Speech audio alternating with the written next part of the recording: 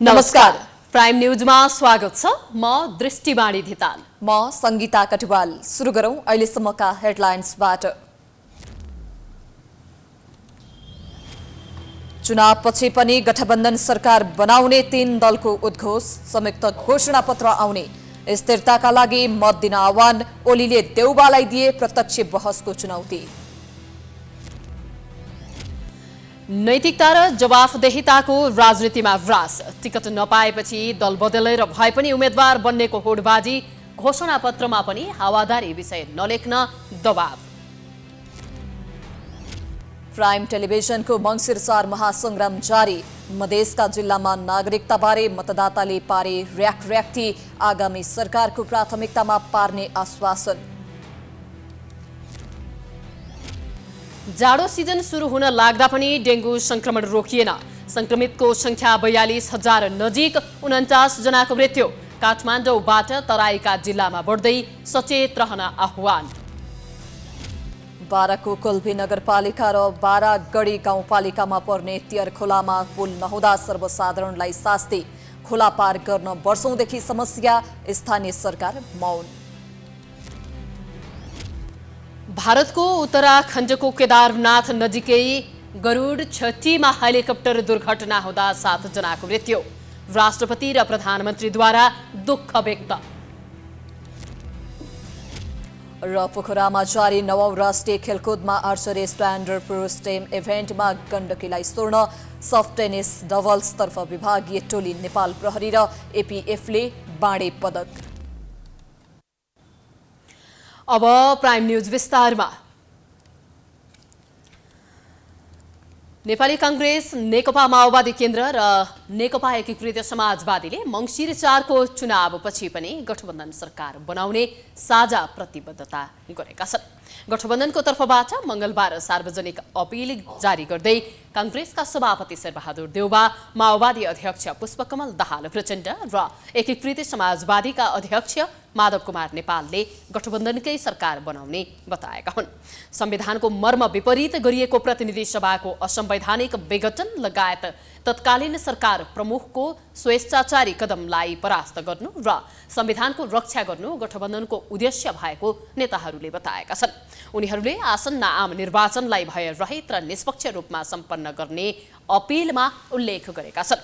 संघीय लोकतान्त्रिक गणतन्त्रलाई संस्थागत गर्ने मूल दस्तावेजमाथि अधिनायकवादी आक्रमणको खतरा जीवितै रहेको भन्दै उनीहरूले संविधानमाथिको प्रतिगमनको खतरा रहेसम्म गठबन्धनको औचित्य कायमै रहने समेत दावी गरेका छन्।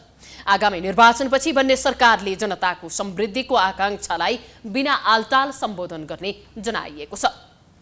सत्ता गठबन्धनमा रहेका 5 दलले देशभर सिट बाँडफाँड गरेर साझा उम्मेद्वार खडा गरेका छन्। लोकतान्त्रिक समाजवादी पार्टी र राष्ट्रिय जनमोर्चाका नेताहरूले भने हस्ताक्षर गरेका छैनन्।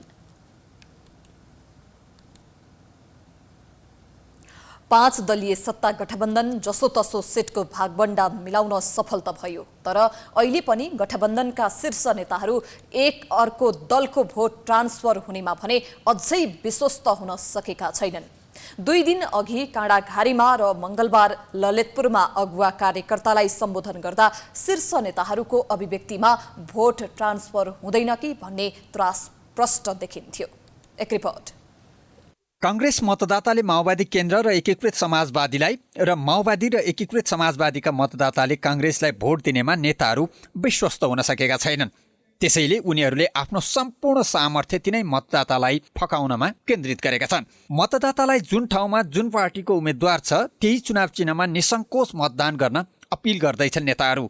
कांग्रेस सभापति तथा प्रधानमन्त्री शेरबहादुर देउबाले आफूले यसअघि नै हँसिया हथौडामा मतदान गरिसकेको र अब फेरि पनि सो चिन्हमा भोट दिने बताउँदै जुन ठाउँमा जुन पार्टीको उम्मेद्वार छ त्यो ठाउँमा उसैको निर्वाचन चिन्हमा भोट दिन आह्वान गरे।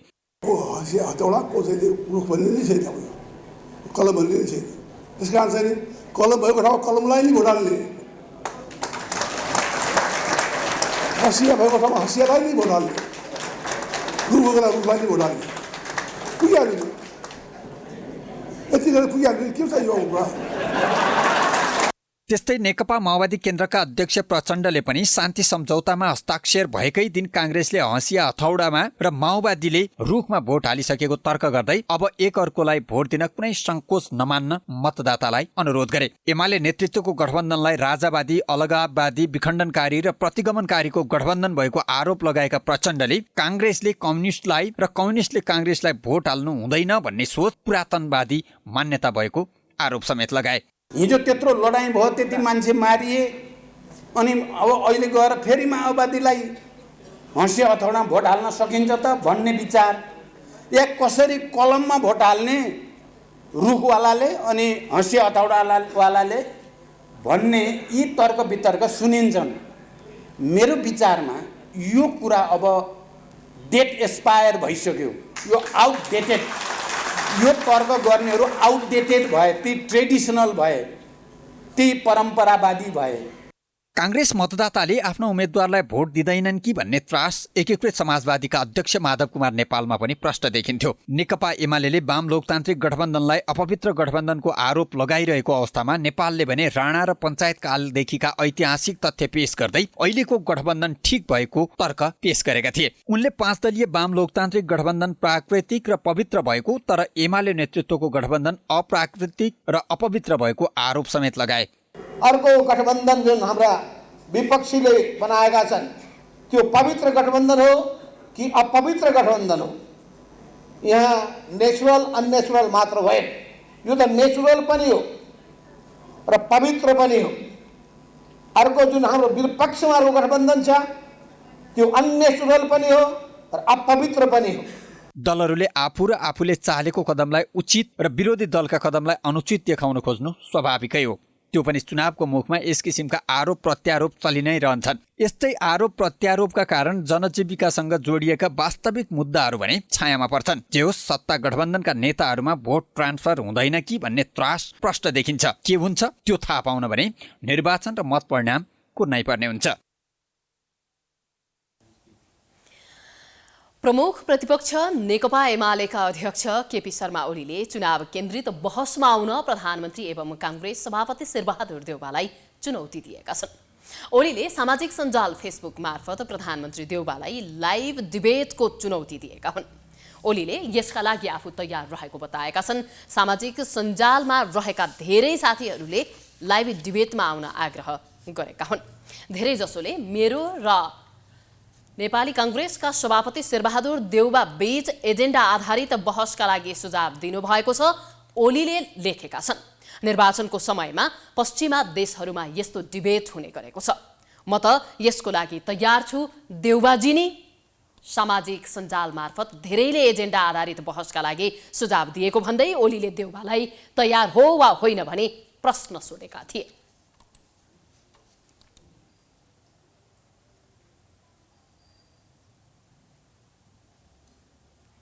चुनाव आउन 33 दिन बाँकी रहेसँगै राजनैतिक दलहरू घोषणापत्र तयार गर्न तल्लिन्छन्। तर चुनावको बेला ठूला र सुन्दर सपना देखाउने दलले आफैले गरेको बाचा पूरा गर्न पनि सकेका छैनन्। 2074 को प्रतिनिधि सभा तथा प्रदेश सभा निर्वाचनमा नेकपा एमाले र नेकपा माओवादी केन्द्रले संयुक्त रूपमा घोषणापत्र तयार गरेर 2/3 नजिकको मत ल्याएका थिए। तर अधिकांश बाचा अधुरै छन्। एक रिपोर्ट। 2074 सालको निर्वाचनका लागि नेकपा एमाले र नेकपा माओवादी केन्द्रले वाम गठबन्धन गरेसँगै एउटै घोषणापत्र बनाएर मतदातामा गएका थिए। घोषणापत्रमा 5 वर्षमा पूरा हुनै नसकिने विषय समेटिए पनि नागरिकले भने त्यही घोषणापत्रलाई आधार मानेर झण्डै 2/3 को संख्यामा निर्वाचित गराए। तर ती बाचा पूरा गर्न त परको कुरा, घोषणापत्रमा समावेश भएको वाम एकताको विषय 2 वर्षमा नै पूर्ण विराम लाग्यो। यही कारण स्थायी सरकारको आश गरेका जनताले 2 पटक संसद विघटनको मार खेप्नु पर्यो। त्यति बेला एमाले ग्यासको पाइप घर घर पुर्याउनेदेखि रेल र हिन्द महासागर र प्रशान्त महासागरमा पानी जहाज गुडाउने सपना बाँडेको थियो। 5 वर्षभित्र नेपाललाई विकासशील राष्ट्रको पंक्तिमा उभ्याउने एमालेको घोषणापत्रमा मात्र सीमित भएको छ। 2 वर्षभित्र राष्ट्रव्यापी नापी लागू गरी भूमिको अभिलेख अद्यावधि गरिने उल्लेख भए पनि नापी भने भएन। 5 वर्षभित्र खाद्यान्न निर्यात गर्ने अवस्थामा पुर्याइने भनेर दाबी गरिए पनि अझैसम्म मुलुकमा चामल आयातको अवस्था नै डरलाग्दो छ। एमाले 5 वर्षमा सम्पूर्ण सिँचाइ योग्य कृषि भूमिमा आधुनिक सिँचाइ प्रणाली लागू गर्ने बाचा गरे पनि कुनै उल्लेख्य प्रगति भने भएन।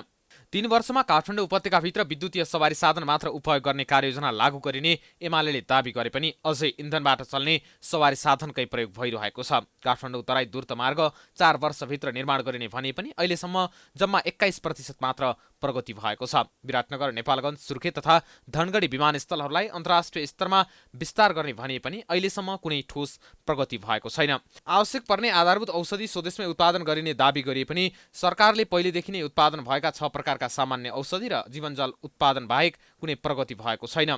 शैक्षिक क्षेत्रलाई राजनीतिक हस्तक्षेप मुक्त गराइने उल्लेख थियो, तर यही समयमा नै शैक्षिक क्षेत्र सबैभन्दा धेरै राजनीतिको दलदलमा फँसेको छ। 15 वर्ष मुनिका बालबालिका र 65 वर्ष माथिका ज्येष्ठ नागरिकलाई निःशुल्क स्वास्थ्य सेवा उपलब्ध गराइने भने पनि अझै पनि उनीहरूले महँगो शुल्क तिरेर उपचार गर्न बाध्य छन्। यी लगायत दर्जनौं योजना घोषणापत्रको कागजमा त छन्, तर वास्तवमा धेरै टाढाको विषय बनेको छ।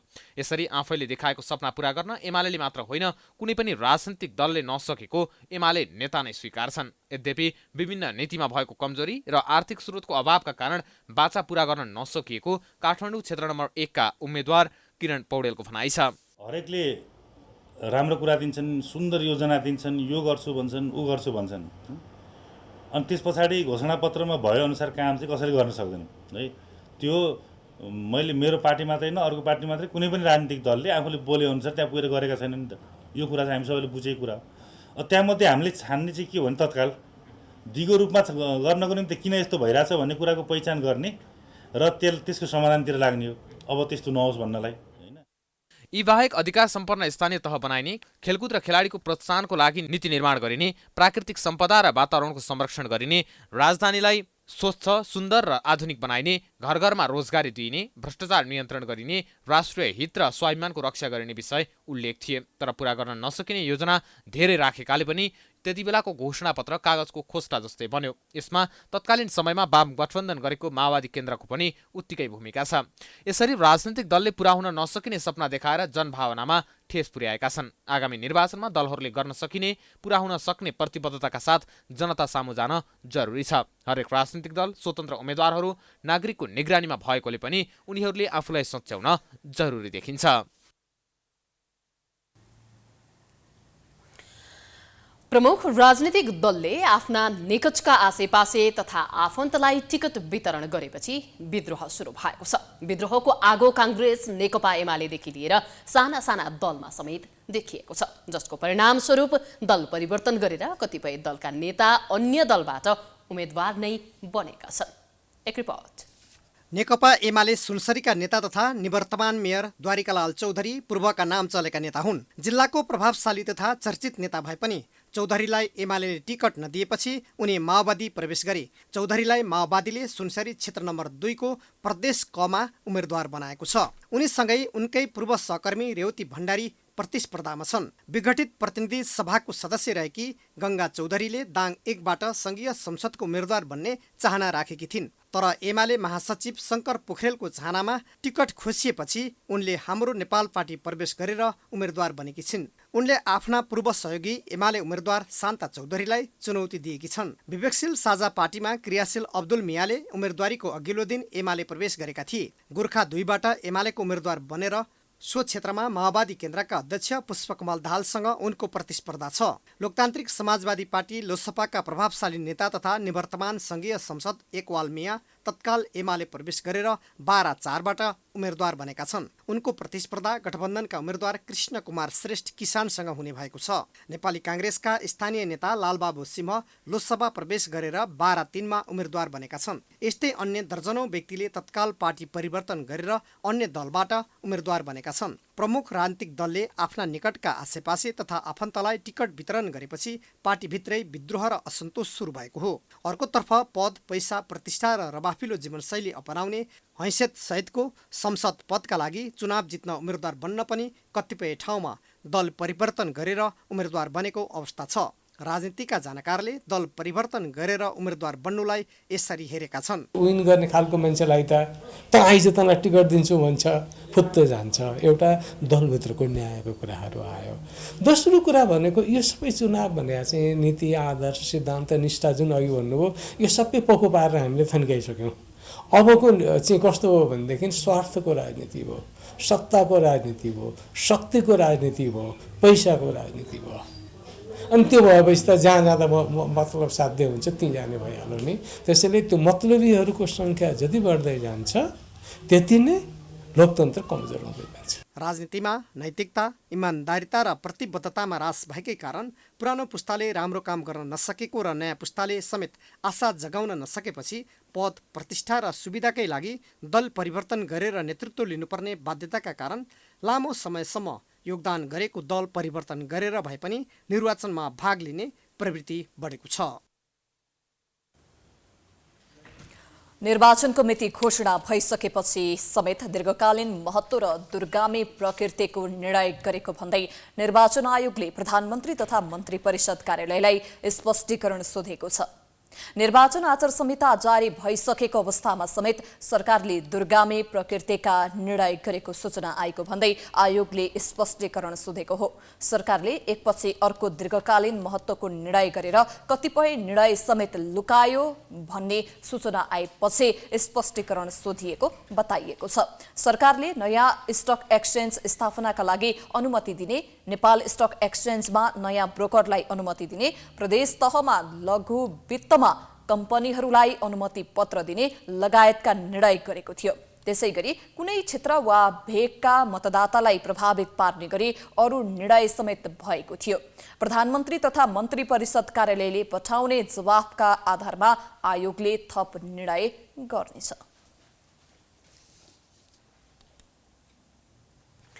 प्राइम टेलिभिजनको मङ्सिर 4 महासंग्राम बहसमा मतदाताको उत्साहपूर्ण सहभागिता देखिएको छ। यति बेला हाम्रो टिम मधेसका विभिन्न जिल्लाहरूमा केन्द्रित छ।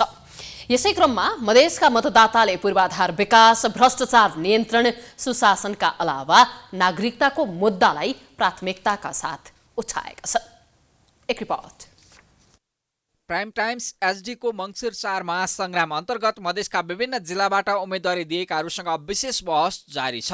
हाम्रो टिमले मधेसमा जसपा अध्यक्ष उपेन्द्र यादव, जनमत पार्टीका अध्यक्ष डाक्टर सिके राउत लगायतसँग विशेष बहस गरेको छ। मंगलबार सिराहा क्षेत्र नम्बर 1 का प्रतिनिधि सभाका उम्मेद्वार र मतदाताबीच रोचक घोषपेच नै चलेको थियो। कार्यक्रममा केही बेर चर्का चर्किने भयो।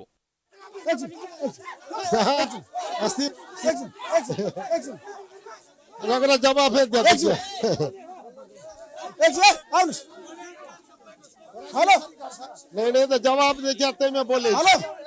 उम्मेद्वारहरूलाई मतदाताले नागरिकता समस्या किन समाधान नगरेको भन्दै आक्रोश पोखेका थिए।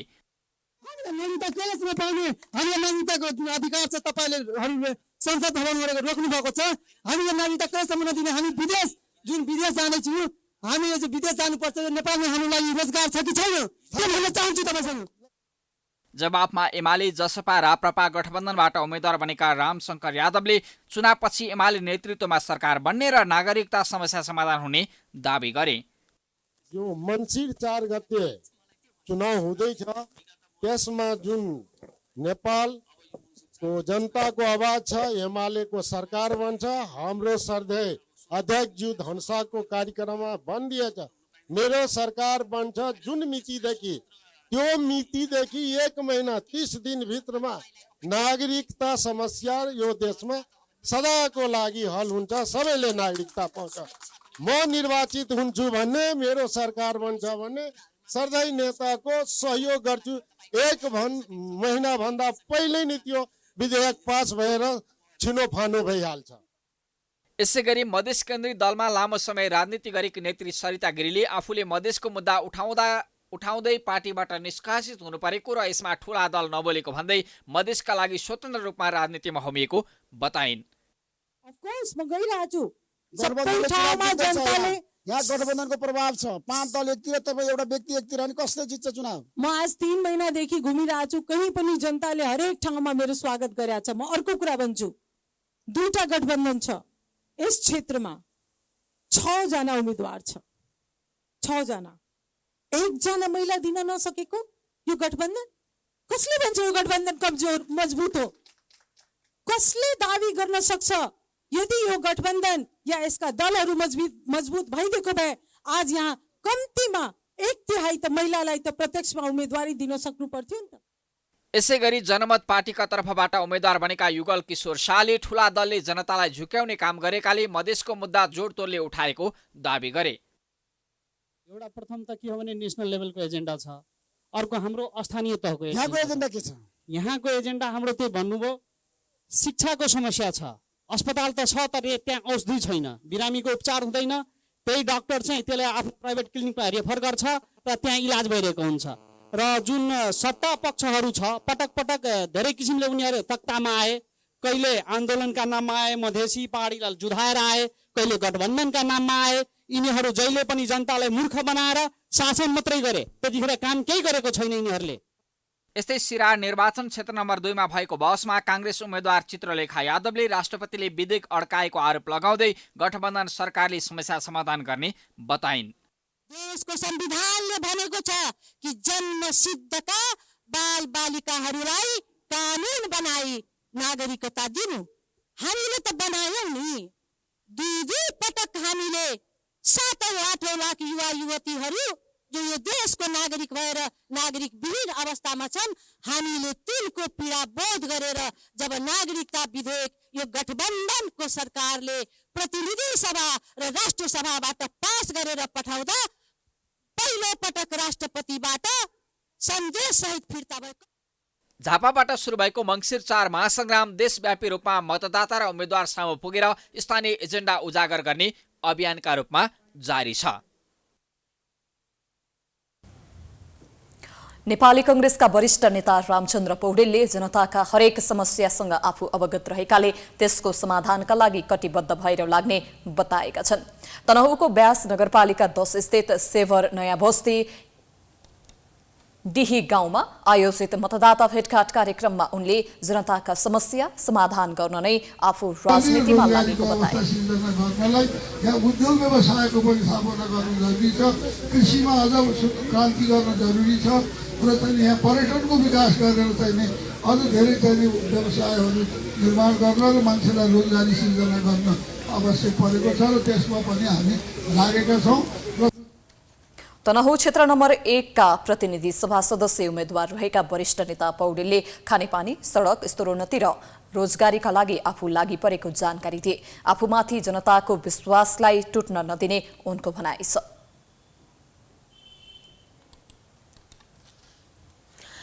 श्रम, रोजगार तथा सामाजिक सुरक्षा मन्त्री शेरबहादुर कुँवरले पार्टी र देश कसैको दम्ब र अहंकारबाट चल्न नसक्ने बताएका छन्। काठमाडौँमा भएको कार्यक्रममा मन्त्री कुँवरले पार्टी र देश कसैको दम्ब र अहंकारबाट चल्न नसक्ने भन्दै पार्टी र देश सहकार्य, शालीनता र एक अर्काको अस्तित्व स्वीकारबाट मात्र चल्ने बताएका हुन्। उनले विज्ञान र प्रविधिको उपयोगबारे अछामका युवाहरूले पनि बुझेकाले त्यो बुझाइलाई आगामी मङ्सिर 4 गते हुने प्रतिनिधि र प्रदेश सभाको चुनावमा सत्ता गठबन्धनमा मत हाल्ने विश्वास लिएका थिए।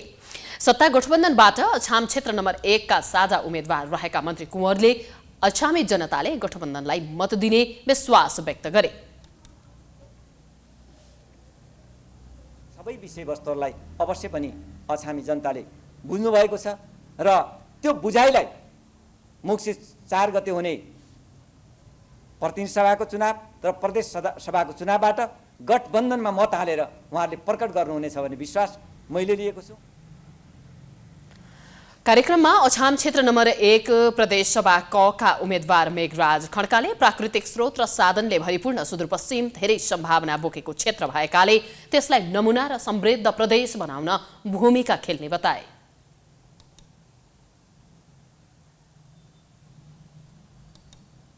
धेरै कुराहरू हामीले साँच्चीकै त्यस प्रदेशलाई निर्माण गर्न सक्यौँ भने त्यो प्रदेशलाई समृद्ध प्रदेश हामी बनाउन सक्छौँ।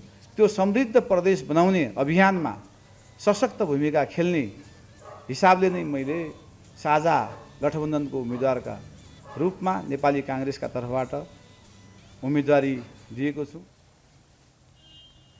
कार्यक्रममा मन्त्री कुँवरले आफूले श्रम मन्त्रालय सम्हालेको 4 महिनाको बीचमा श्रमिकको हक हित सुरक्षित गर्ने, श्रम क्षेत्रलाई मर्यादित र व्यवस्थित गर्ने, श्रमिकको उपचारमा लाग्ने खर्चलाई अनलाइन प्रणालीबाट भुक्तानी दिने लगायतका काम गरेको दावी गरेका थिए। 2048 सालदेखि 2074 सम्मको संसदीय निर्वाचनको अवस्था हेर्दा महिलाको संख्या न्यून पाइएको छ। रिपोर्टर्स क्लबमा आज आयोजित एक कार्यक्रममा सार्वजनिक गरिएको तथ्याङ्कमा नेपालको संसद र सांसदहरू 2048 देखि 2074 सम्मको विवरणमा महिलाको संख्या न्यून देखिएको छ। 2048 सालदेखि 2074 सम्मको 4 कार्यकालको संसदीय निर्वाचनमा महिलाको प्रतिनिधित्व संख्या 118 जना रहेको छ। यसको तुलनामा पुरुष 772 जनाको प्रतिनिधित्व भएको छ। यसरी महिलाहरू मुलुकको नीति निर्माण तथा कानून बनाउने ठाउँमा पनि नगण्य मात्रामा प्रतिनिधित्व हुनुलाई अस्वाभाविक मान्नुपर्छ। कार्यक्रममा वक्ताहरूले राजनीतिक नेतृत्व पूर्वाग्रही तथा असक्षम भएको कारण समाजमा विभेद रहेको बताए। पटक पटक अब यिनले ट्रान्सफर्मेसन ल्याउँछन्, रूपान्तरण ल्याउँछन्, नेपाली जनताको जीवनमा यिनले परिवर्तन ल्याउँछन् भन्ने आशा राख्नु चाहिँ त्यो चाहिँ हाम्रो आफ्नो मूर्खता हो। नेताहरू त सफल छन् कि उनीहरू हामी जस्तो सारा राष्ट्रलाई बेकुफ बनाएर पटक पटक कुनै डेलिभर नगरेर, कुनै रूपान्तरण नगरेर, कुनै एजेन्डा नल्याएर उनीहरू नै पटक पटक हामीबाट अनुमोदित हुन सफल भए। भन्दाखेरि त उनीहरूलाई त के छ भने पावर पोलिटिक्समा त उनीहरू सफल देखियो। त्यो हाम्रो चाहिँ के छ भने असफलता हो कि हामी तिनै पात्रहरूलाई पटक पटक हामी निर्वाचित गरिरहेका छौँ। पूर्व निर्वाचन आयुक्त भोजराज पोखरेलले मुलुकमा असल शासन र न्याय नभएकाले राज्यले गरेका अन्य काम ओझेलमा परेको बताएका थिए। यसपटक डेंगू संक्रमणले भयावह अवस्था लिँदै गएको छ। गत साउन महिनाबाट सुरु भएको डेंगू संक्रमण अझै घट्ने छाँटकाँट देखिएको छैन। एपिडेमियोलोजी तथा रोग नियन्त्रण महाशाखाको पछिल्लो तथ्याङ्क अनुसार संक्रमितको संख्या 41,743 र मृतकको संख्या 49 पुगेको छ। एक रिपोर्ट। कहिले कोरोना महामारी त कहिले डेंगू संक्रमण। विगतका करिब 3 वर्ष कोरोना महामारी नसकिँदै यस वर्ष डेंगू संक्रमणले आक्रान्त पारेको छ। विशेष गरी डेंगू संक्रमण निकै पीडादायक संक्रमण भए तापनि यसले जटिलता ननिम्त्याउने विज्ञहरू बताउँछन्। तर यसपटक संक्रमितको संख्या धेरै हुँदा यही संक्रमणका कारण ज्यान गुमाउनेको संख्या पनि विगतका वर्षहरूमा भन्दा उच्च देखिएको छ। यसपटक साउन यता डेंगू संक्रमणबाट मृत्यु हुनेको संख्या 49 पुगेको छ। एपिडेमियोलोजी तथा रोग नियन्त्रण महाशाखाको पछिल्लो तथ्याङ्क अनुसार संक्रमितको संख्या 41,743 र मृतकको संख्या 49 पुगेको छ। महाशाखाका अनुसार हाल देशका 77 वटै जिल्लामा डेंगू संक्रमण फैलिसकेको छ। डेंगू संक्रमितको संख्या सन् 2004 यताकै उच्च रहेको छ। जाडो सुरु भएपछि डेंगू बिस्तारै हराउँदै जान्छ भनेर सरकारले यसको प्रकोपलाई पूर्णतया व्यवस्था गरेको छ। यता विज्ञहरूले काठमाडौँ उपत्यकापछि मोफसलका जिल्लाहरूमा डेंगू संक्रमणको जोखिम हुने बताउँदै आएका छन्। त्यति मात्र किन पहाडी इलाकाहरू होइन थुप्रै छ। अझ 2-3 वर्ष अगाडि त पोखरा लगायत अरू जुन पहाडी इलाका भन्ने थियो त्यो ठाउँमा नै थियो। यसरी हेर्दाखेरि चाहिँ अब काठमाडौँ भ्याली बाहिर चाहिँ यो डेङ्गीको चाहिँ समस्याहरू त्यो ठाउँमा अझ विशेष गरेर जहाँ चाहिँ लामखुट्टे देखिरहेको थियो, एडिस जातको लामखुट्टे, त्यो ठाउँमा फैलिन सक्ने सम्भावना चाहिँ अबको दिनमा देख्छु। र म के भन्न चाहन्छु भने ती ठाउँहरूमा चाहिँ काठमाडौँले जुन गल्ती गरेको थियो त्यो नगर्नुहोस्। मैले यो शब्द खुब दोहोऱ्याइरहेको छु, किन भन्दाखेरि देख्दा देख्दै चाहिँ लामखुट्टेलाई हामीले नष्ट गर्ने कार्य केही पनि गरेनौँ। डेंगू संक्रमण बढिरहेकोले सतर्कता अपनाउनका लागि डेंगूबाट बस्न पूरा बाउला भएका कपडा लगाउन स्वास्थ्य मन्त्रालयले आग्रह गरेको थियो। एडिस प्रजातिको लामखुट्टेबाट सर्ने डेंगू नेपालमा पहिलो पटक 2061 मा देखिएको थियो। त्यस यता नेपालमा वर्ष्यौनी डेंगूका बिरामी फेला परेका छन्। तर यस वर्ष भने अहिलेसम्मकै उच्च संक्रमणमा डेंगू देखिएको छ।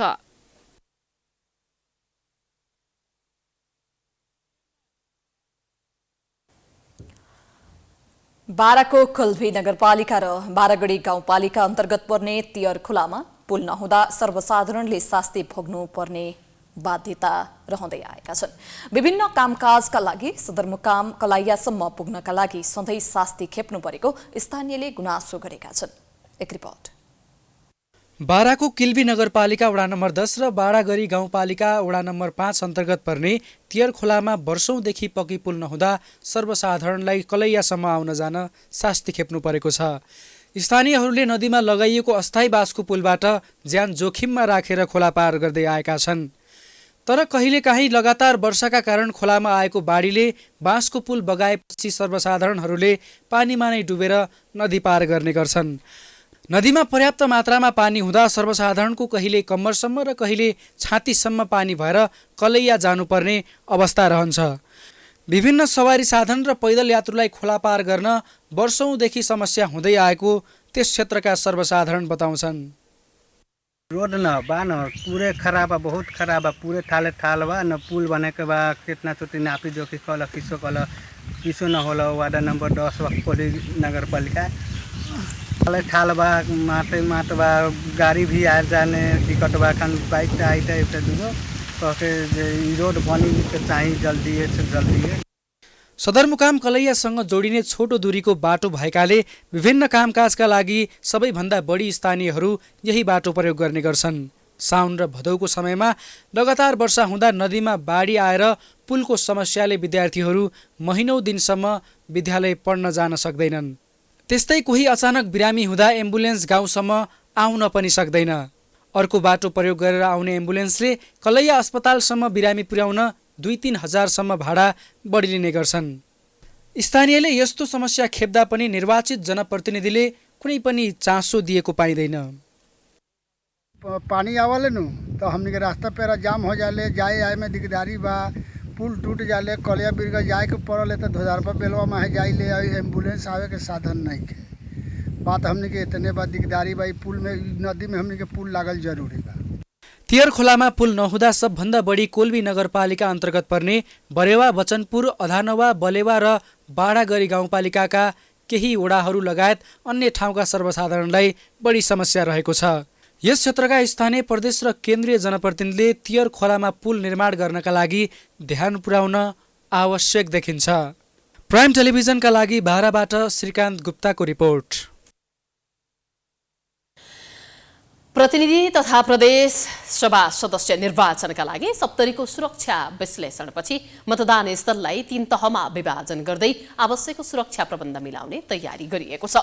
आगामी मङ्सिर 4 गते हुने निर्वाचनका लागि सप्तरीमा 295 मतदान स्थलमा 536 वटा मतदान केन्द्र निर्धारण गरिएको छ। एक रिपोर्ट। सप्तरी जिल्ला प्रशासन कार्यालय, सेना, नेपाल प्रहरी र राष्ट्रिय अनुसन्धान विभागका अधिकारी सहितको बैठकले 208 मतदान स्थललाई अति संवेदनशील, 83 संवेदनशील र 4लाई सामान्य ठहर गर्दै सोही अनुसारको सुरक्षा प्रबन्ध मिलाउन लागेको जनाएको छ। अति संवेदनशील मानिएका अधिकांश मतदान स्थल भारतीय सीमा नजिक पर्ने पालिकाहरू छन्। प्रहरी उपरीक्षक अभिनारायण काफ्लेले सबै मतदान स्थलमा आवश्यक सुरक्षा प्रबन्ध मतदाताले सोचे भन्दा अब्बल रहने गरी सुरक्षा रणनीति तयार पारिएको बताए। उनले स्थानीय प्रशासन, निर्वाचन कार्यालय र सुरक्षा निकायका अधिकारी सम्मिलित टोलीले सबै मतदान स्थलको भ्रमण र सुरक्षा चुनौती विश्लेषण गरी सोही अनुसारको वर्गीकरण र सुरक्षा योजना तयार पारेको भन्दै मतदातालाई ढुक्क भएर मतदान गर्ने वातावरणका लागि कुनै कसर बाँकी नराख्ने दाबी समेत गरे। मतदान स्थलको सुरक्षामा 1377 प्रहरी खटिन्छ।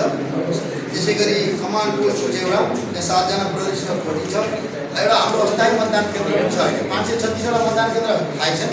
अब अस्थायी मतदान केन्द्र छ समानुपातिकको लागि भने कारागार पनि छ हाम्रो, त्यहाँ पनि प्रहरी खटिन्छ।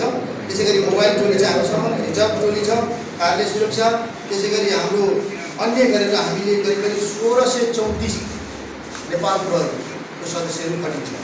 निर्वाचन सुरक्षाका लागि 3278 म्यादी प्रहरी र 1620 नेपाल प्रहरी परिचालन हुनेछ। यसबाहेक सेना र सशस्त्र प्रहरी समेत निर्धारण गरिएको घेराभित्र रहेर सुरक्षा प्रबन्धमा योगदान दिनेछन्। जिल्लाको विकट मानिएका क्षेत्र सहित नगरका चोकचोकमा हुन सक्ने आपराधिक गतिविधि नियन्त्रणका लागि समेत सुरक्षाकर्मी परिचालन हुनेछन्। जिल्लामा 4 प्रतिनिधि सभा र 8 प्रदेश सभा सदस्य पदका लागि हुने निर्वाचनमा प्रतिनिधि सभातर्फ 69 र प्रदेश सभातर्फ 107 गरी 176 जना चुनावी प्रतिस्पर्धामा छन्। जिल्ला निर्वाचन कार्यालयका अनुसार जिल्लामा कुल मतदाता 4,18,300 74 छन्, जसमध्ये क्षेत्र नम्बर 1 मा सबैभन्दा बढी 1,13,195 छन्। सबैभन्दा कम क्षेत्र नम्बर 2 मा 95,394 मतदाता छन्। सप्तरीबाट मनोज माझीको रिपोर्ट। अब business news.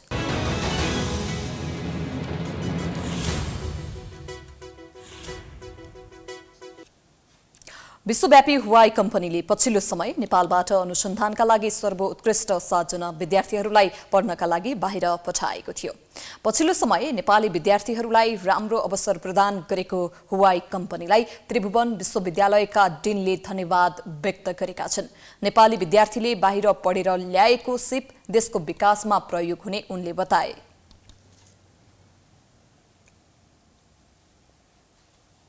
Inspiring global talent to shape the future, which is a very, very nice, what I can say, a proclamation. So, this future entrepreneurs, there are a lot of future entrepreneurs with their blinking eyes, right? Let me welcome them after 10-20 years as being a prominent member of the society. नेपालबाट पढ्नमा गएका विद्यार्थीहरूले थाइल्यान्डमा गएर पढ्ने अवसर प्राप्त गरेका थिए। अब स्पोर्ट्स न्यूज।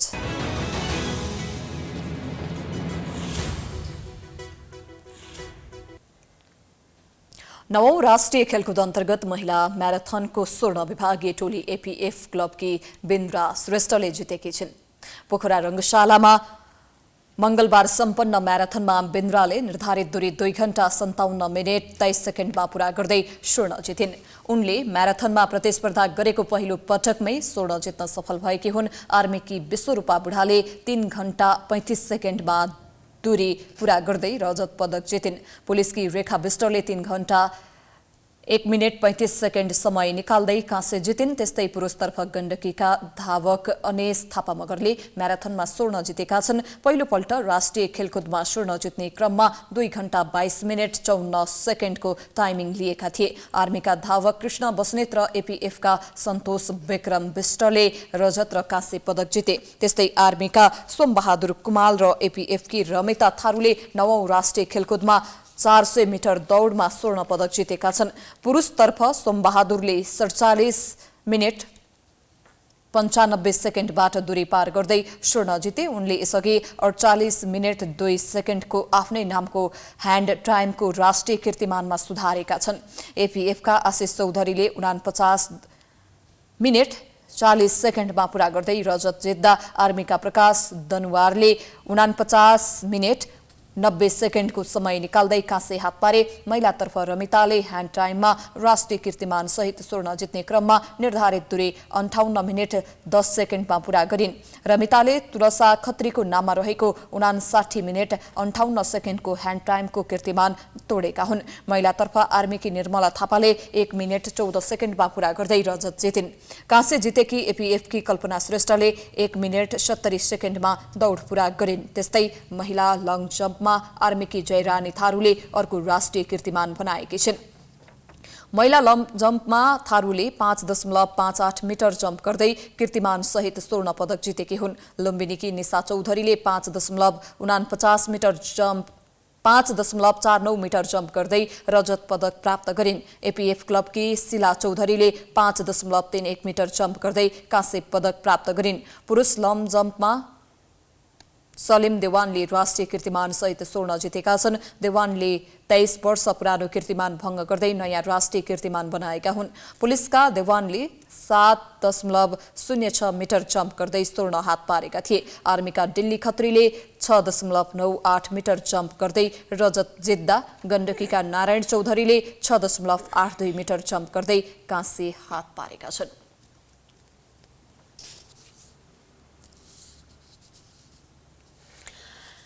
नवौं राष्ट्रिय खेलकुद अन्तर्गत पोखराको आर्चरी मैदानमा भएको प्रतिस्पर्धामा स्ट्यान्डर्ड पुरुष टिम इभेन्टमा गण्डकीले स्वर्ण जितेको छ। गण्डकीको दुर्गा घरती मगर, खड्ग घरती, रन्जु पुन र कृष्ण भण्डारीको टिमले सुदूरपश्चिम प्रदेशलाई पछि पार्दै स्वर्ण जितेका हुन्। सुदूरले रजत र नेपाल पुलिसले काँस्य पदक प्राप्त गर्यो।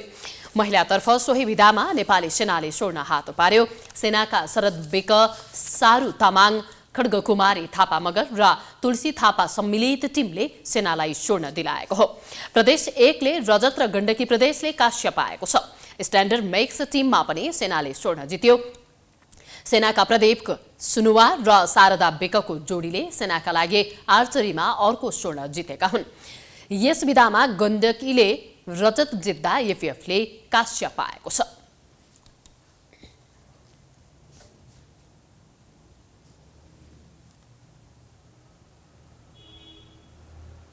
नवौं राष्ट्रिय खेलकुद अन्तर्गत पोखरामा जारी सब टेनिस डबल्स तर्फको 2 स्वर्ण विभागीय टोली नेपाल प्रहरी र एपीएफले बाँडेका छन्। पुरुष युगलतर्फ नेपाल पुलिसका नरबहादुर लुङ्गेली र कमल भण्डारीको जोडीले प्रदेश नम्बर 1 का युकेश योन्जन र आशिष बोहराको जोडीलाई 5-3 को सेटले पराजित गर्दै स्वर्ण जितेका हुन्। बागमती प्रदेशका प्रदीप खत्री र ब्रिजेश पाण्डेको जोडी तथा गण्डकी प्रदेशका शक्ति शर्मा र धर्म लामिछानेको जोडी संयुक्त तेस्रो भए। त्यस्तै महिलातर्फ एपीएफले स्वर्ण जित्यो। एपीएफका भगवती बिक र समृद्धि महर्जनको जोडीले एपीएफलाई स्वर्ण दिलाएका हुन्। उक्त जोडीले लुम्बिनी प्रदेशका रितिका चौधरी र विमला पन्थीको जोडीलाई 5-0 को सोझो सेटले पराजित गर्दै स्वर्ण हासिल गरेका हुन्। प्रदेश 1 की श्रेया योन्जन र श्रेया राईको जोडी र नेपाल प्रहरीका विष्णा भण्डारी र सीसम चन्दको जोडीले संयुक्त तेस्रो हुँदै काँस्य पदक प्राप्त गरे। यसअघि सोमबार भएको एकल प्रतिस्पर्धामा प्रदेश नम्बर 1 का युकेश योन्जन र बागमतीका प्रदीप खत्री फाइनलमा प्रवेश गरेका छन्। यस्तै महिलातर्फ बागमती प्रदेशकी चन्द्रमाया राई र एपीएफकी समृद्धि महर्जनले फाइनलमा स्थान बनाएका थिए।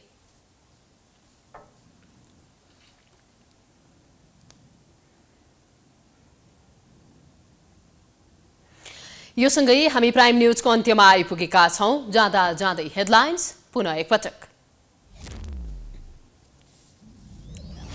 चुनावपछि पनि गठबन्धन सरकार बनाउने 3 दलको उद्घोष।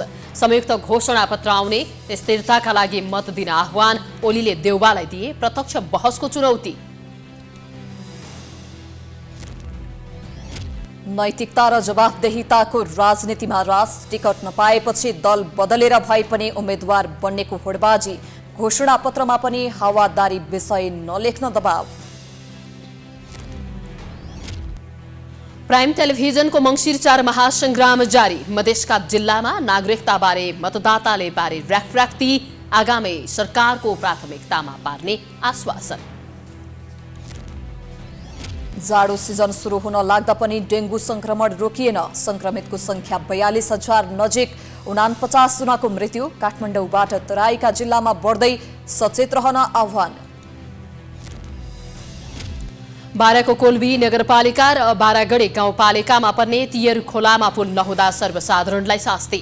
खोला पार गर्न वर्षौंदेखि समस्या। स्थानीय सरकार मौन। भारतको उत्तराखण्डको केदारनाथ नजिकै गरुड छट्टीमा हेलिकप्टर दुर्घटना हुँदा 7 जनाको मृत्यु। राष्ट्रपति र प्रधानमन्त्रीद्वारा दुःख व्यक्त।